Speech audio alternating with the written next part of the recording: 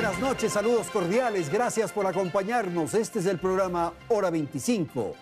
El pasado 23 de noviembre se produjo la ceremonia de cambio de mando, de traspaso del poder. Más allá del colorido, de la solemnidad, de la pompa y de los trajes fastuosos, el Ecuador inaugura una etapa de esperanza y expectativa. El joven presidente, Daniel Noboa Asín, pronunció un discurso de 7 minutos y 30 segundos. Esta fue una primera señal del nuevo momento que vivimos. El país reclama certezas, clama por decisiones correctas y exhorta al nuevo presidente porque conduzca al Ecuador por un sendero de paz, prosperidad y bienestar. Nuestros invitados esta noche en Hora 25, Otto Sonnenholzner, ex vicepresidente de la República, nos acompaña desde Guayaquil. Saludo la participación de Roberto Izurieta, flamante secretario nacional de comunicación en los estudios en la ciudad de Quito, y doy la más cordial bienvenida a Ana Galarza, asambleísta por Tungurahua en representación de Construye. Estamos listos para empezar. Saludo a Belén, buenas noches, adelante. Hola Andrés, amigos, muy buenas noches. El Ecuador tiene ya un nuevo presidente para los próximos 18 meses y vive una etapa de transición. Son inéditos los hechos que estamos atravesando y el presidente Daniel Noboa también ha hecho que varias cosas sean nuevas para un país acostumbrado a una política tradicional. La ceremonia de investidura fue quizá una de las más rápidas de la historia. El primer discurso del presidente, que suele desarrollarse en al menos 1 hora o más, esta vez duró apenas 7 minutos, como lo decías, Andrés. Esto, pese a que en el numeral 2 del artículo 147 de la Constitución se indica que el presidente al momento de su posesión deberá presentar ante la Asamblea Nacional los lineamientos fundamentales de las políticas y acciones que desarrollará durante su ejercicio. ¿Lo hizo? Vamos a ver un resumen de lo que fue entonces la posesión de Daniel Noboa. Así fue como el pasado jueves 23 de noviembre, Daniel Noboa, de 36 años, se convertía en presidente del Ecuador para completar un periodo presidencial. La ceremonia de investidura fue diferente a otras. Duró apenas 1 hora y los protocolos se rompieron en varias ocasiones. Doy la bienvenida, presidente constitucional de la República del Ecuador, Gustavo Petro. Noboa llegó 5 minutos antes de la hora de inicio. Junto a él, su esposa, su madre y sus 2 hijos. Fue recibido en el Palacio Legislativo por el presidente de ese poder del Estado, Henry Kronfle. Sin embargo, la ceremonia no podía arrancar. Faltaba la presencia del presidente saliente, Guillermo Lasso, quien podía asistir o no, pero había confirmado ya su asistencia. Lasso aprovechó hasta los últimos minutos de poder para realizar actividades en Carondelet y eso lo hizo llegar 15 minutos tarde. Nadie lo recibió. Ingresó junto a su esposo y familia al Pleno del Legislativo. El primero en dirigirse al país fue Kronfle, quien enfatizó en su discurso el valor de la palabra, sin referirse a alguien en particular, pero con una directa carga hacia el mandatario saliente. Además, reiteró el apoyo del Legislativo para hallar la tan anhelada gobernabilidad. Esta Asamblea Nacional sabe de la importancia de crear las condiciones necesarias a través de una mayoría multipartidista para que el Poder Ejecutivo pueda emprender en todas aquellas acciones urgentes para resolver los graves problemas en materia de seguridad, salud, empleo, educación, entre otros. Luego fue el turno de Noboa, quien ya tiene al país acostumbrado a sus cortos discursos. Incluso él mismo lo ha reconocido así. Es un político atípico, en un país acostumbrado a interlocutores que disfrutan de la tarima y pronuncian extensos textos. Noboa empezó con firmeza señalando que su gobierno no será ni el de los extremos y mucho menos el de las revanchas. Soy un hombre libre y pragmático que busca con empatía mejorar la vida de los ecuatorianos. Creo en la fuerza de la juventud. Y a muchos les costará encasillarme en viejos paradigmas políticos o ideológicos. También dejó sobre los hombros de la Asamblea una responsabilidad. Que sumemos esfuerzos. El anti tiene un techo y el pro es infinito. Dejemos los viejos esquemas políticos y concentrémonos en resolver los grandes problemas que aquejan al Ecuador. La Constitución dispone que en su posesión el presidente presente los lineamientos y las acciones que desarrollará en su gobierno. En ese contexto, fue poco lo que dijo. Hay algo que tengo muy claro, y es que para combatir la violencia hay que atacar la desocupación.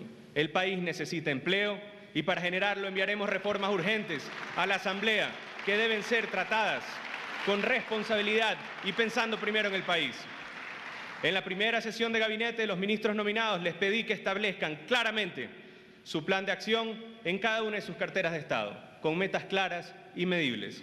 Reconoció que el camino es corto y que por ello debe actuar de inmediato. El éxito no es haber llegado aquí, sino que en el día que nos toque marchar, tener el respeto y el cariño de la mayoría de los ecuatorianos. Ese éxito solo va a ocurrir si nos unimos. La tarea es dura y difícil y los días son pocos. Manos a la obra y a trabajar. ¡Viva el Ecuador!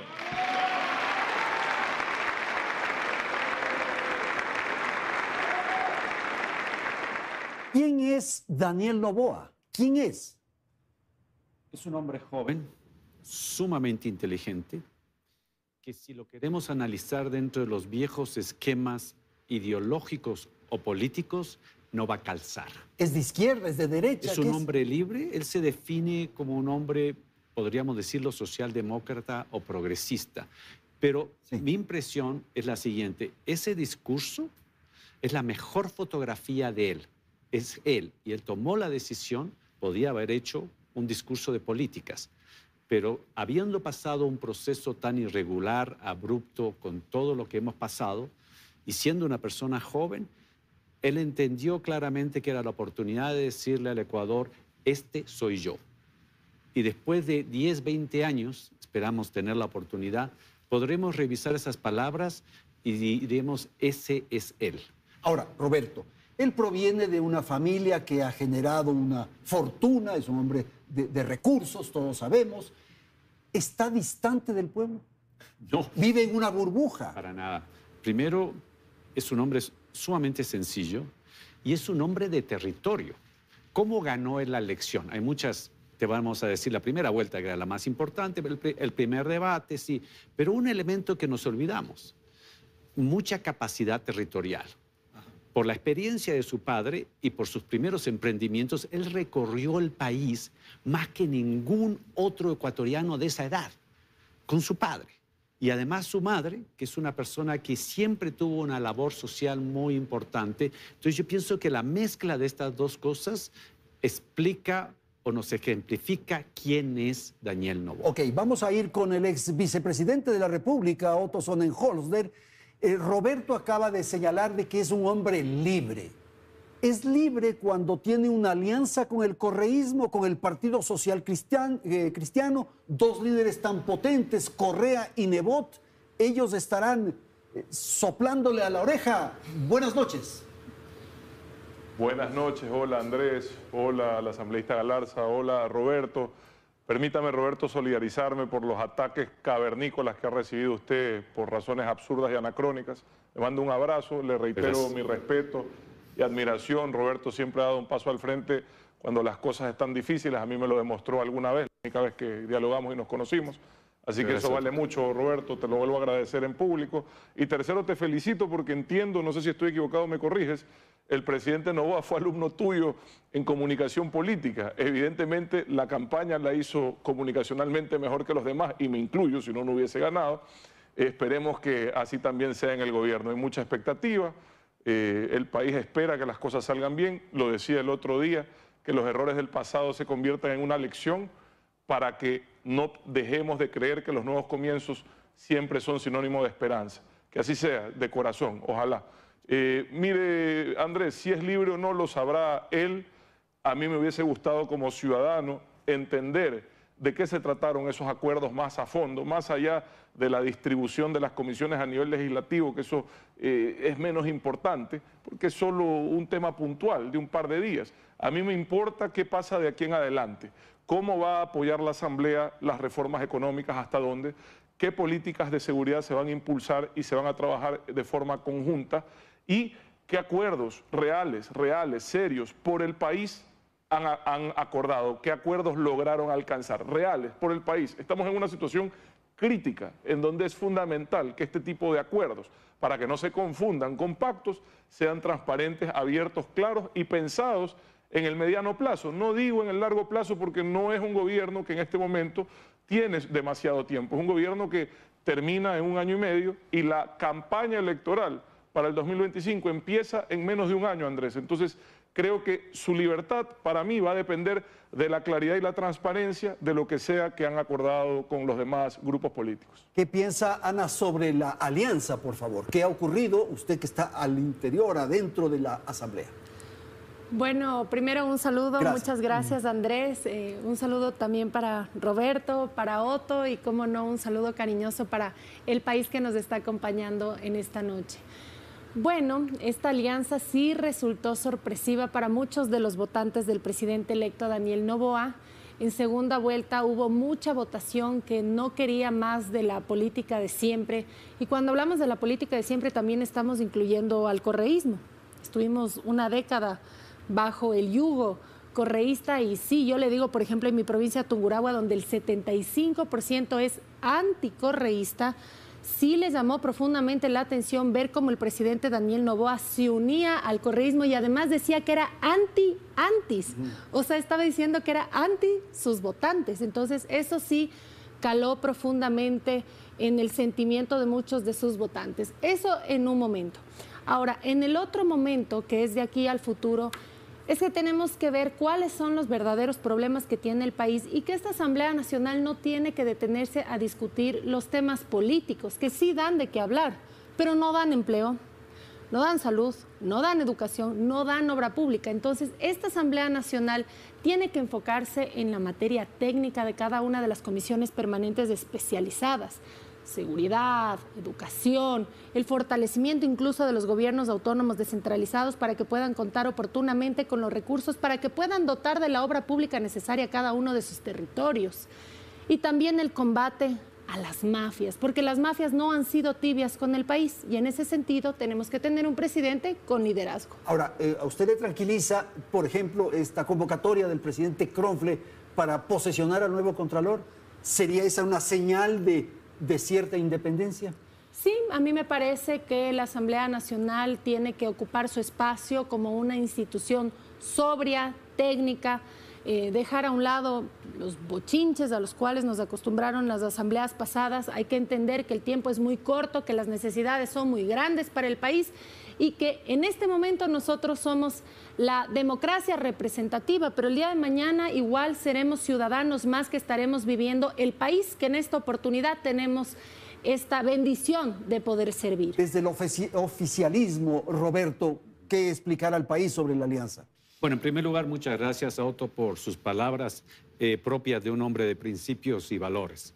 Con respecto, yo tengo una visión distinta y aquí está Ana. Yo tengo una visión, una apuesta, si tú quieres. Yo creo que cada hecho legislativo va a tener distintas ecuaciones en términos de votos. Si eso fuera así, el argumento de la alianza no existe. Lo que sí yo creo que el país estaba viviendo y viene de un proceso electoral de la muerte cruzada y de la muerte, como dijo el presidente, la muerte real y la muerte política. Años primero de profunda crisis económica, después la pandemia, violencia, y el país necesitaba un poco, bajemos la temperatura, y mira, recuerda, tenemos nuestra edad, el traspaso de mando de Vicente Fox a Felipe Calderón, donde se tomaba la asamblea y no les dejaban entrar y tuvo que entrar por atrás y jurar por la puerta de las banderas, sí juro, y se fue. Entonces el país ha dado una muestra, después de que ha llamado la atención en el mundo por todo lo que hemos pasado,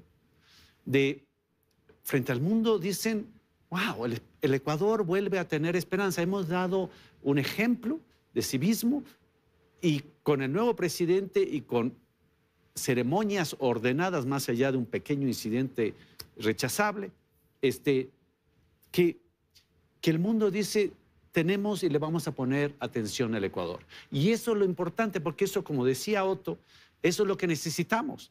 resolver los verdaderos y los graves problemas del Ecuador, que son la violencia y la falta de empleo. Ahora, es evidente que estas demostraciones de madurez a las que se ha referido Roberto se produjeron el día de la posesión. Pero hay hechos que sí merecen ser analizados. Esto de la vicepresidenta.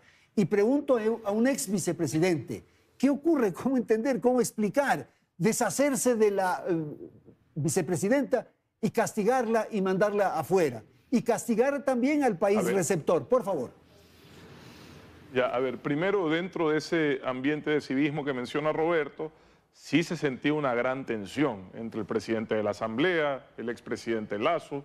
Se sentía y se viene sintiendo la tensión entre el presidente Noboa y la vicepresidente Abad desde hace mucho tiempo. No me han pedido sugerencias, no me han pedido recomendaciones, puedo hablar siempre de mis experiencias y cómo me han servido. Cuando uno escoge un binomio o cuando a uno lo escogen como binomio, y yo he estado en las dos circunstancias, porque me tocó escoger un binomio para la campaña que acaba de terminar, uno busca a alguien que conoce, a alguien en quien puede confiar, si está pensando en gobernar, evidentemente. El binomio que yo escogí en su momento, Erika Paredes, cuencana también, lo hice porque creía y confiaba en su capacidad, en su talento y porque la conocía. Era mi compañera de universidad. Ella no era conocida, más bien por el contrario, el antecedente de haber trabajado en un gobierno nos costó mucho en campaña porque la atacaron injustificadamente, desde mi opinión, por eso. Ella fue a servir al país. No entiendo en qué momento dos visiones tan distintas de la política se juntaron para hacer un binomio. Porque cuando uno lo escucha a Roberto y cuando uno lo escucha al mismo presidente Noboa identificarse con el progresismo, con la socialdemocracia, y uno escucha las declaraciones desde siempre, no de la campaña, de la señora Abad, uno se da cuenta que evidentemente están en las antípodas de la política y difícilmente iban a hacer un match. Desconozco la razón por la cual existe este distanciamiento. Lamento que no logren acordar, entiendo que en alguna forma es un secreto a voces porque aún no es público el distanciamiento hasta ayer que la vicepresidenta reaccionó. Pero sobre el encargo que le han dado, normalmente los encargos a los vicepresidentes se preacuerdan y se hacen en consenso. Los encargos no pueden ser un castigo, una sanción, por más que lo quieran vender como otra cosa. Uno. Dos, si el presidente ya no confía en ella, no le encargue nada. Es decir, eso también es una posibilidad y si ella no quiere estar sin algún tipo de delegación, pues sabrá retirarse. No le va a pasar nada y le hablo por experiencia propia. Sabrá retirarse si es el caso.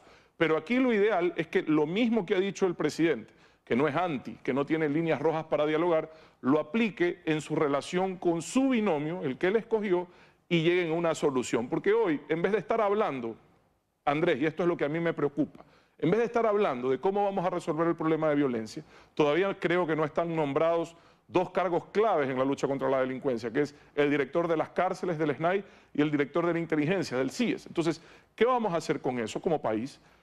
Dos, ¿cómo van a resolver la crisis fiscal que han recibido, que es el puntal de la reactivación económica?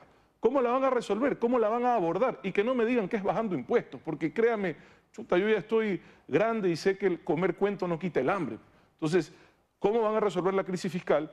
Y tres, ¿cómo vamos a reactivar desde eso la economía y generar los empleos que ofreció el presidente? Son tres emergencias. Entonces, hoy, por este tipo de polémicas, problemas políticos, estamos distrayendo la atención de lo importante y estamos hablando de si se lleva o no con la vicepresidenta. Y por otro lado, Andrés, disculpe que me alargue un poquito, enviar a alguien a una misión de paz en un país extranjero sin que el otro país lo solicitara, no es normal. De hecho, un vicepresidente, y le hablo por experiencia propia, inclusive como ex vicepresidente me sigue ocurriendo, tiene una atención especial en otros países que demanda esfuerzos de seguridad y protocolares. A un país en guerra, enviarle un segundo mandatario, lo único que nadie ha pedido que vaya, pues no, lo único que están haciendo es generarle una dificultad a ese país. Entiendo que han respondido diplomáticamente, que les entusiasme y que han pedido a otros países que digan lo mismo, yo entiendo esa dinámica, pero realmente no es algo, primero, que le sirva al Ecuador en este momento, y segundo, que ayude realmente en ese conflicto. Entonces, si la vicepresidenta ya no goza de la confianza del señor presidente de la República, creo que es un buen momento para que el presidente, que hoy y por unos días más se le dejarán pasar muchos errores, porque así funciona esto y es lo menos, lo reconozca y resuelva, en mi opinión. Ok, gracias. El tema de la vicepresidenta, por favor, rápidamente. Y claro, lo que señala el economista Sonnenholzner, es una sanción para ella, sin duda, y también para el país receptor, porque le envían a una persona que es indeseable para el gobierno aquí en el país. Y por otro lado, el tema diplomático. Se espera el beneplácito del país antes de anunciarlo, por favor. Bueno, a mí me parece que puede existir diferencias entre el primer mandatario y la vicepresidente, pero yo no estoy de acuerdo con el moving. ¿Cuál es el moving? Es del acoso laboral. Esto prácticamente es un acoso laboral donde le ponen una misión terrible a una mujer, a una madre, le envían a un país que está en guerra. Yo sé que no le mandan a la primera línea de batalla, pero le envían a un país en conflicto, cuando nuestro país también está en conflicto y se supone que el segundo mandatario tendría que ser un apoyo para el servicio del Ecuador. ¿Cómo es posible que se desaproveche el trabajo de una mujer enviándole a un país extraño cuando hay tantas necesidades en nuestro país? A mí me parece que esto es una suerte de obligarle a renunciar a la vicepresidenta, poniéndole acciones totalmente antagónicas a lo que ella podría estar haciendo y lo que realmente podría estar beneficiándole al Ecuador. Ok, vamos a ir a una pausa. Roberto, le debo la palabra. Tras la publicidad retornamos con otros temas vinculados al cambio de mando en un instante.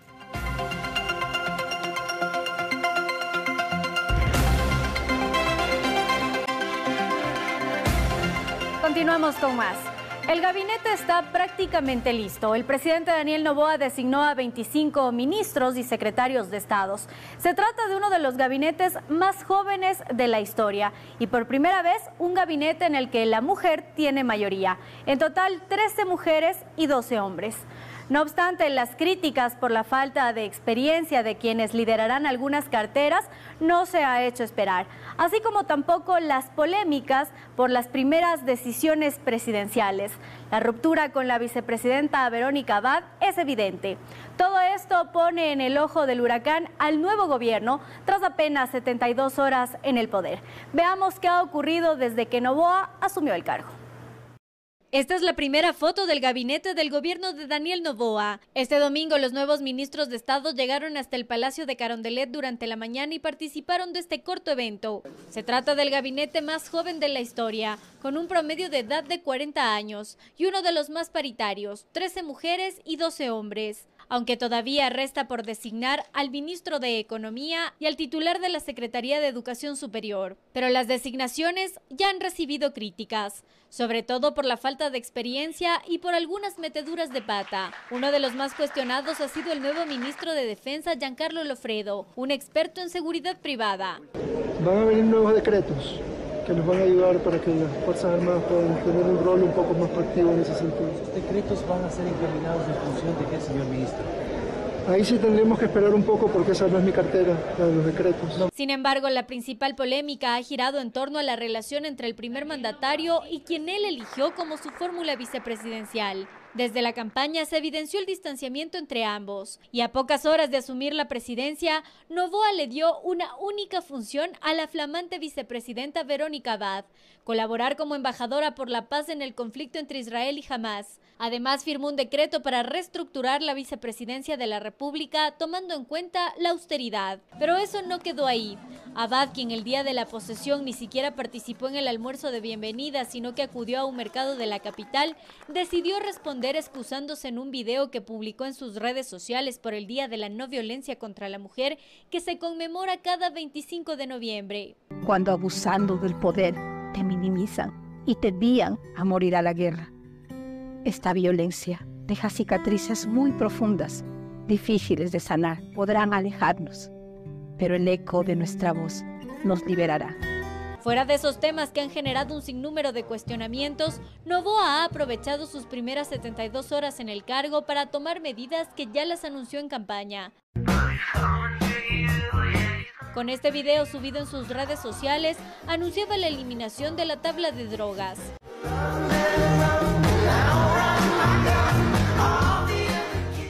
Después, en un comunicado de la presidencia, se dio a conocer que el mandatario dispuso al Ministerio del Interior la derogación de la resolución que contenía la tabla de consumo de drogas que fue emitida en el gobierno de Rafael Correa y regulaba las cantidades máximas de consumo. A decir de Noboa, esta tabla solo fomentaba el microtráfico. Y aunque la decisión fue tomada, expertos en la materia señalan que es inaplicable. Estos han sido algunos de los primeros hechos que han marcado la agenda presidencial. Y tal como hemos señalado en esta nota, queremos insistir en lo de la vicepresidenta para concluir este capítulo, por favor. Es el gobierno que tiene más ministras mujeres de la historia del Ecuador.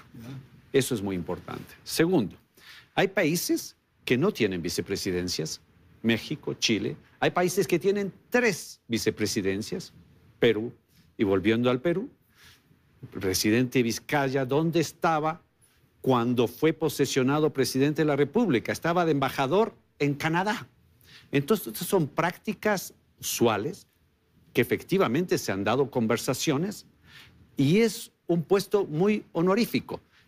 Uno de los trabajos más difíciles, en realidad, en mi experiencia, se lo he dicho a muchos, es ser vicepresidente de la República. Es muy difícil y otro lo sabe. Porque ¿cuál es el lugar del vicepresidente de la República cuando hay países donde no hay vicepresidentes o hay vicepresidentes y la Constitución establece bien las funciones que el presidente le asigna? Y las funciones que le ha asignado son muy honoríficas. Lo digo yo, que vengo de ser embajador. Ser un embajador en una misión diplomática es muy, muy importante. Bueno, pero dice la vicepresidenta, te envían a morir en la guerra. La vicepresidenta también dijo ese día que lo que ella proponía al presidente que sean sus funciones es recorrer el país durante 1 año y medio. Eso, al costo que significa de su seguridad, nos habrían dicho que estamos financiando una campaña política con plata del Estado. Ahora vamos a decir, ¿la están protegiendo a la vicepresidenta? No, lo que quiero decir, ella hizo una propuesta, pero también tuvo conversaciones y se dieron esas conversaciones, estudió en Israel, le gusta Israel y han conversado al respecto y también tuvieron conversaciones, esto es, con los países que básicamente respondieron, como bien se dice, de manera positiva. La tabla de las drogas, Anita, ¿qué opinión tiene usted? Bueno, fue una de las propuestas que tuvo Daniel Noboa cuando fue candidato a la presidencia de la República y tuvo mucha acogida también esa propuesta y lo hizo apenas fue posesionado como presidente de la República. Ahora también tenemos que entender que no solamente se trata de derogar una tabla de consumo mínimo, porque lo que se hace al derogar esa tabla de consumo mínimo o de umbral también, como se la llama, es que estás penalizando el consumo de drogas. ¿Qué quiere decir? Que si hay personas que tienen adicciones sin la tabla de umbral, pueden irse presos. Entonces, no se trata solamente de derogar la tabla de consumo mínimo, sino de tener otras acciones también para combatir las adicciones, como por ejemplo, que el gobierno nacional dentro del sistema de salud pública pueda tener centros de desintoxicación de sustancias psicotrópicas, porque las personas, las familias que tienen capacidad económica envían a sus seres queridos, a sus familiares a centros de desintoxicación, incluso a otros países, pero hay muchos niños, jóvenes, adultos que están sumidos en las adicciones en los sectores más pobres de nuestra nación, donde las familias no tienen los recursos para poder sacarles de esas adicciones y que ahora pueden estar en peligro de irse presos y en las cárceles no solamente que van a seguir con la adicción, sino que pueden adquirir otro tipo de adicciones mucho más peligrosas. Sobre el gabinete, por favor, esta referencia que ha hecho Roberto en el sentido de que es el gabinete con más presencia de mujeres en la historia. Bueno, a mí siempre me da gusto ver mujeres ocupando espacios de decisión. Yo creo que el país habría sido tan distinto en este punto si se habría dado desde hace tiempo atrás la oportunidad para que las mujeres puedan estar al frente de acciones importantes para la nación. Es un buen mensaje, pero también lo importante es que las acciones positivas se vean reflejadas directamente en el pueblo. La juventud y la experiencia, Roberto, es un poco la observación que se hace desde afuera. El presidente lo dijo en su discurso. Él le apuesta a la diversidad. Ya. Lo hemos conversado en muchas reuniones previo al nombramiento, a la toma de juramento.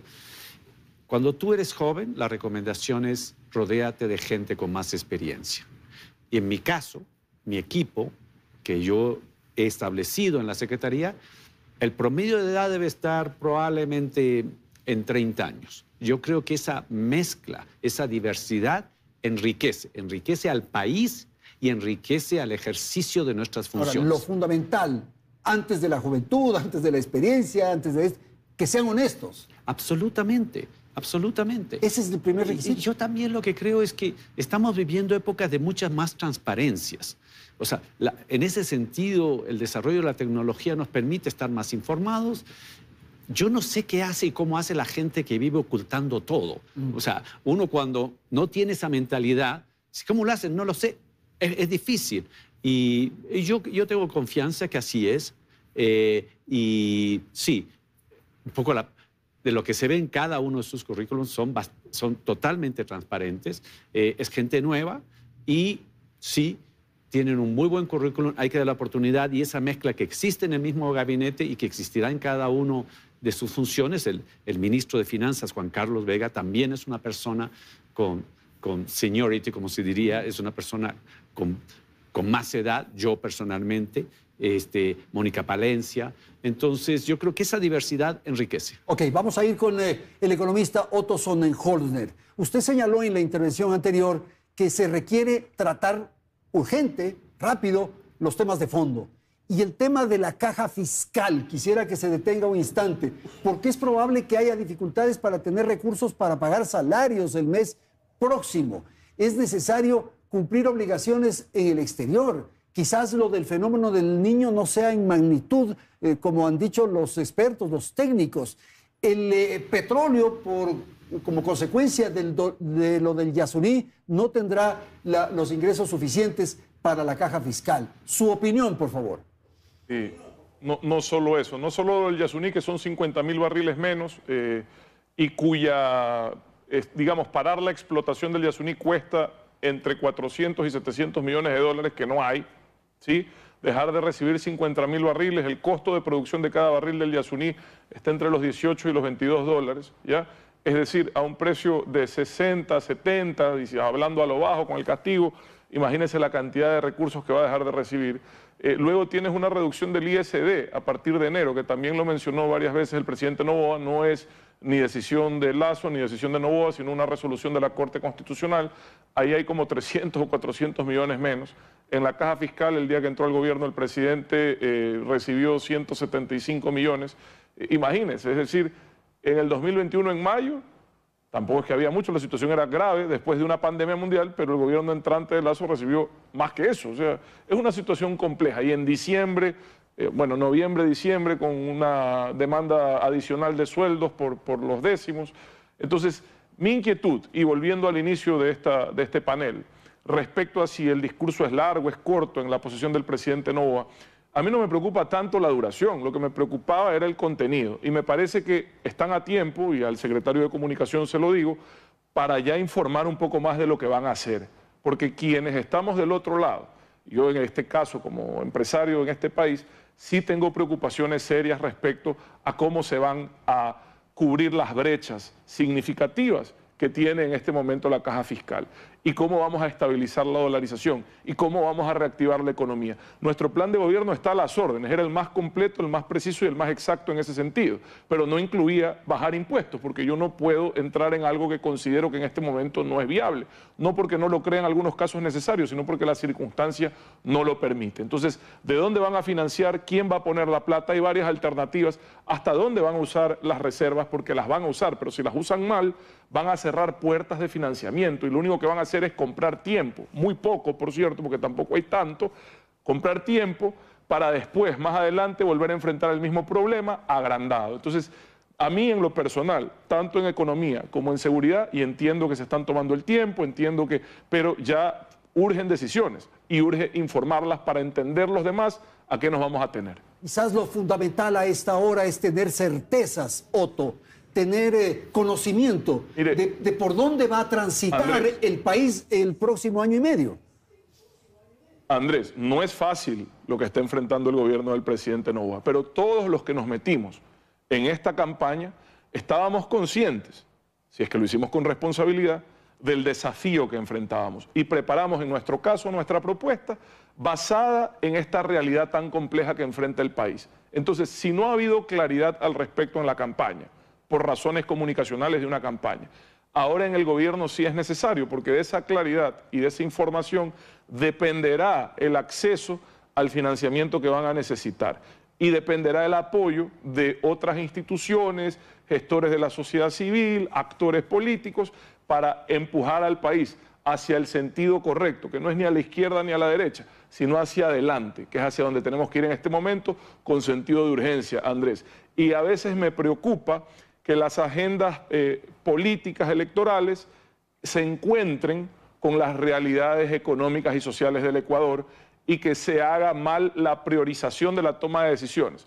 La prioridad nunca debe de ser de un mandatario una razón política electoral. La prioridad siempre tiene que ser la salud, el bienestar y la seguridad de los ecuatorianos. Y espero que todas las decisiones, y confío que así se haga, se tomen con esa prioridad y que una reelección, que es una legítima aspiración y derecho del presidente Noboa, sea más bien el resultado de que las cosas salieron bien y no otra cosa, ¿no? Claro, esto de la izquierda y la derecha que se ha señalado por parte del ex vicepresidente y lo que yo he dicho, las certezas, me parece que eso es fundamental, Roberto, y quizás poner esto bajo la siguiente consideración.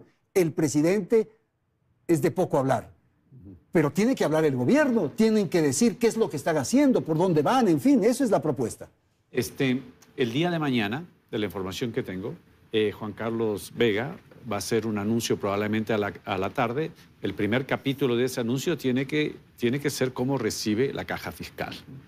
Y posteriormente, en los días siguientes, va a ser una propuesta de cuáles son las opciones. Entonces, el primer paso va a ser eso, y coincido que eso es, y coincidimos todo, que el gobierno, más allá del ruido o lo anecdótico, tiene que concentrarse en esas dos grandes tareas que son el resolver, el ayudar a que exista más empleo, sobre todo con los jóvenes, y el combate a la violencia. Esa es la tarea fundamental. Absolutamente. Y el tema financiero, económico, está unido a la parte económica porque es la economía más importante de un país, la economía del Estado. ¿Le da tranquilidad eso o usted quisiera que se hagan ya anuncios más potentes, salvo el que vamos a conocer mañana? Yo como legisladora no me siento tranquila que no se socialice nada.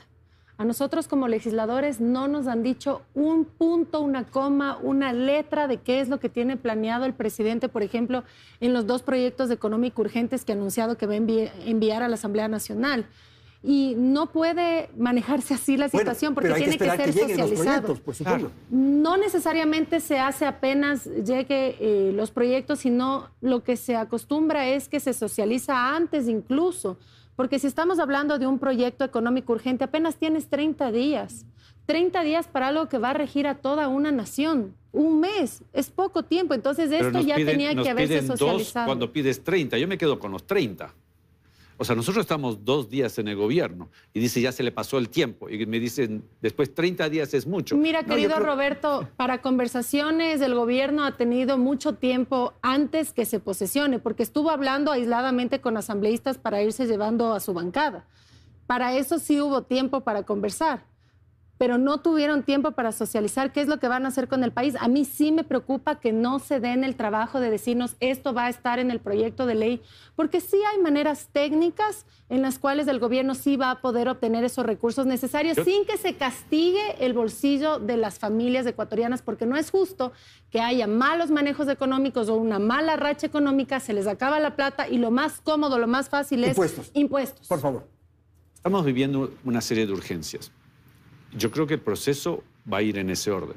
Se va a hacer una propuesta y la van a socializar ustedes con total libertad y probablemente van a ir votando artículo por artículo. Y es cierto, sería mejor que sean 6 meses, pero las urgencias del país son más. Entonces yo pienso que ese proceso de socialización, para eso está la Asamblea y ahí se va a dar y hago votos para que esa socialización y esas conversaciones sean, como ha dicho el presidente Noboa, más allá de izquierda o de derecha, concentrado en cada punto cuál es la virtud y cuál no.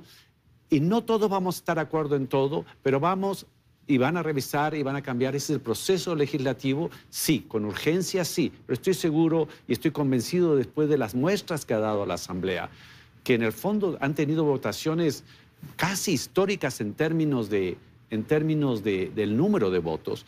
Y yo percibo, porque cuando estábamos hablando de hace 2 años, la misma dinámica, porque el mapa electoral de ahora termina siendo una copia del mapa de hace 2 años. Por eso el presidente Noboa dice, no podemos seguir haciendo lo mismo esperando otro resultado. Pero también yo sí percibo, y seamos muy sinceros, de que esa conversación se dio, por decirlo de una manera, sin un pliego de peticiones. Cuando yo llegué, ¿qué es lo que decían? Vas a ver cuántos ministerios tienen que entrar, vas a ver esto, vas a ver dónde...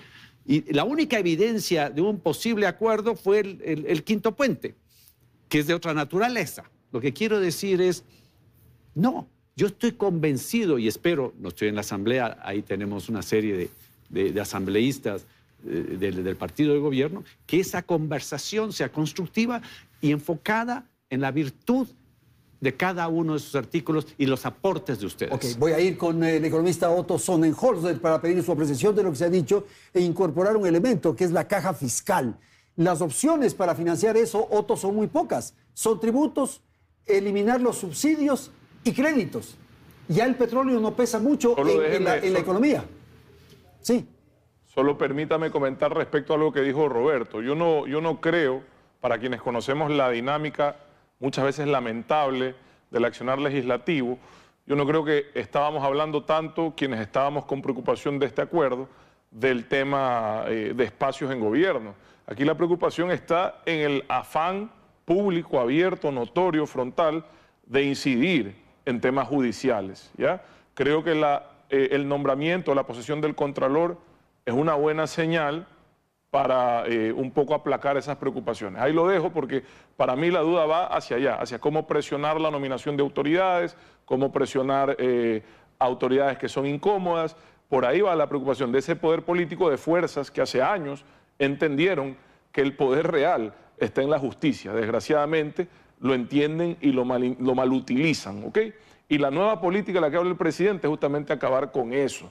Miren, hablaban de la juventud. A mí también me criticaron cuando me posicioné a los 35 años como vicepresidente por ser joven.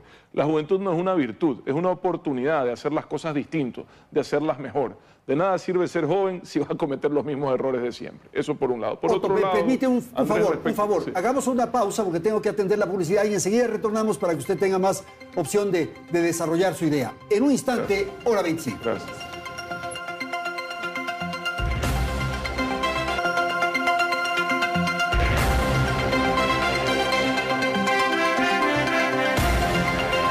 Quedado ir con Otto Sonnenholzer para que nos dé su apreciación sobre el tema caja fiscal, ingresos, cómo financiar aquello, por favor. Ya, usted tiene la alternativa más visible, notoria y la más potente siempre son los multilaterales, pero tampoco queda mucho espacio ahí, sobre todo cuando el presidente, al reunirse con ellos, les manifestó que él no va a tomar decisiones económicas que podrían habilitar el acceso a ese financiamiento. Entonces ahí ha quedado un poco de incertidumbre respecto a si se va a buscar ese camino o no, más allá del financiamiento de proyectos normales, porque aquí se necesita un financiamiento adicional para cerrar la brecha fiscal, ¿ok? El segundo espacio es financiamiento interno, ¿ya? Con instituciones del sector público, no financieras principalmente. Tiene un espacio dentro de la Ley de Defensa de la Dolarización de usar reservas, pero es un espacio limitado en cantidad y en tiempo. Sobre todo, como les decía, no sirve de mucho si es que no tomas decisiones económicas que te permitan resolver tu problema fiscal. Y luego tienes los países amigos, tienes el caso de El Salvador, por ejemplo. Sí, es una economía mucho más pequeña que la nuestra, pero recibió una ayuda, de hecho casi un salvataje. El Salvador es otra economía dolarizada de Qatar. El presidente Bukele tiene una relación especial con el emir de Qatar, una amistad. Yo estuve, de hecho, cuando se conocieron en Qatar, estuvimos los tres juntos. El Ecuador tiene hoy una funcionaria, no sé si continúe, diplomática, que es la señora Baki, que tiene las puertas abiertas de par en ese país. Podrían explorar ese tipo de alternativas, pero todo financiamiento trae condiciones. La pregunta es si el gobierno está dispuesto a aceptarlas, y el gobierno realmente no puede exigir que le financien. Es como cuando uno va al banco, tiene que explicar cómo va a devolver que le paguen. Entonces, ahí es donde entran mis dudas y es donde quisiera tener más certezas. ¿Qué están dispuestos a hacer para cerrar esa brecha fiscal y que nos permita acceder a un financiamiento que es urgente, sobre todo si el presidente y su gobierno quieren cumplir las metas y los objetivos que han planteado el país? Y la otra opción son tributos para financiar la caja fiscal. ¿Hay la voluntad en el Parlamento? ¿Qué cree usted? ¿Qué ocurre ahí? Bueno, no nos olvidemos que ahorita el Servicio de Rentas Internas del SRI tiene una cartera por cobrar y muchas veces no pueden cobrar esos impuestos porque ya están sumados los intereses, más intereses de mora, y hay personas que no es porque no quieran pagar, sino porque pues ha venido una crisis, han venido dificultades económicas y están con esa deuda con el Estado. Entonces puede ser una opción que puede enviar el presidente de la República, ya lo han hecho otros mandatarios que han enviado una remisión a la Asamblea Nacional, para que de esa manera pues las personas puedan pagar el capital que le deben al SRI, ponerse al día incluso en sus tributos, y de esa forma el Estado puede obtener los ingresos necesarios para seguir cubriendo las obligaciones que tiene como Estado. Ok, esa expresión que usted dijo hace unos instantes de que el presidente es libre, para el tema económico tiene que afectar a un sector, tiene que afectar en el caso de los impuestos a alguien, en el caso de los subsidios a alguien. Ese es el tema de la economía. Yo estudié economía, mi primer título es economista, pero frente a Otto, mis respetos y mi consideración. He estado relacionado con el poder y sobre todo en el Ecuador, con los debates públicos, y siempre existió ese debate entre la macroeconomía y la microeconomía, por decirlo así. El presidente Noboa es un presidente con mucha más experiencia en el sector privado. Y estoy seguro que ideas como las que tú dices y otras están en su proceso y están en su consideración. Vamos a lo macro. El debate siempre fue el mismo y está en todos los países. Las soluciones tradicionales para solucionar el problema fiscal, hay que subir los impuestos y se asfixia la economía. Ese discurso no creo que vaya muy bien en el gobierno de Daniel Noboa. ¿Pero por qué? ¿Porque quiere ser candidato para el 25? No. Yo he estado ya una semana intensiva esta semana, y en eso lo que dijo Otto es tal cual. O sea, existe realidad. O sea, tenemos una misión que cumplir, hay que concentrarse en esa misión, es una misión urgente. Entonces, esa es la ocupación del gobierno.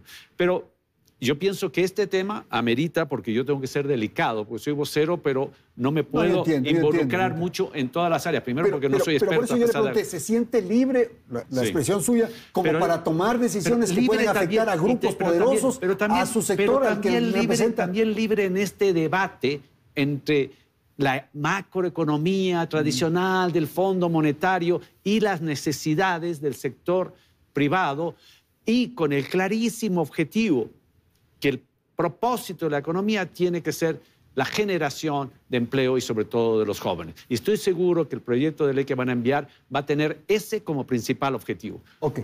Vamos a ir con Guayaquil, estamos ya cerrando el programa. Otto, su apreciación de esta expectativa de la declaración de mañana y por cierto, la necesidad de tomar las decisiones correctas, afecte a quien afecte, por favor. Mire, yo siempre digo que lo correcto siempre debe estar por encima de los intereses políticos, que el capital político está para ser usado en beneficio de la gente, no para pensar en elecciones. Esa ha sido mi visión, mi forma de actuar. Yo pienso así. No hay, digamos, hay alternativas, pero tampoco hay suficiente tiempo como para ponerse a experimentar, porque desgraciadamente lo que han recibido, y mañana dice Roberto que van a ser más explícitos al respecto, y creo que es importante, no tanto como justificación, sino por un sentido de claridad. Lo que han recibido no es fácil, ¿ya? Quienes participamos en las elecciones, al menos yo, lo tenía demasiado consciente y presente, la situación fiscal compleja. El país tiene un sistema monetario que tenemos que defenderlo, y para defenderlo hay que ser responsables en la administración del gasto público. Si es que uno ya se excede, se extralimita en los déficits, en los endeudamientos, se cierran las puertas de financiamiento y ponemos demasiada presión sobre la dolarización. Parecido a lo que ocurrió en el 2020. Se tomaron decisiones difíciles, correctas, aunque no eran populares. Renegociación de deuda externa, no se paga hasta el 2025 bonos, eliminación progresiva de subsidios a cambio de incrementar los bonos solidarios durante la pandemia a la gente. Son decisiones difíciles, se tomaron en ese momento, no había muchas alternativas, era un mundo paralizado. Yo quiero saber qué están pensando, qué van a hacer. Roberto decía, están 3 días en el gobierno, ya les están exigiendo. Es verdad, Roberto, es verdad, es difícil, pero ustedes han aceptado un desafío distinto a lo normal. Estamos en una circunstancia completamente atípica. Su gobierno ha sido electo para solo 1 año y medio. Entonces, cada día tiene que valer por 4 y por 5, desgraciadamente, y además la situación que han recibido es una situación bastante compleja y precaria. Nada más eso quería aclarar. No para justificar a nadie, menos al gobierno, sino para tener claro cuál es la realidad. Esta es la realidad. Ok, vamos a terminar. 30 segundos. Me ayuda, por favor, Ana, su mensaje final. Yo creo que lo importante es que nuestra agenda de trabajo esté centrada en el bienestar de todos los ciudadanos.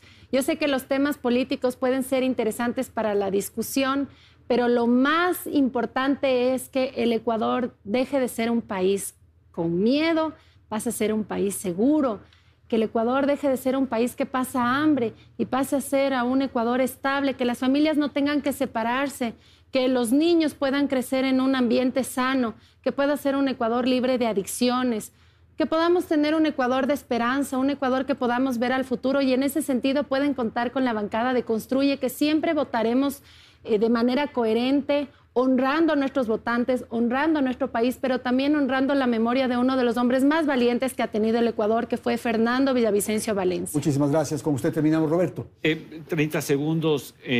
Efectivamente, pienso que el país ha ganado una oportunidad. El país está en una situación muy urgente y muy compleja. Creo que el discurso del presidente Noboa fue refrescante y no quiero dejar este programa sin decir en público lo que dije en privado.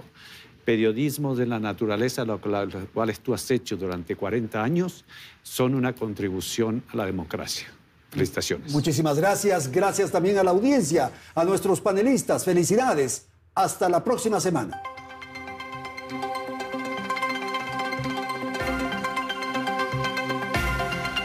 Teleamazonas presentó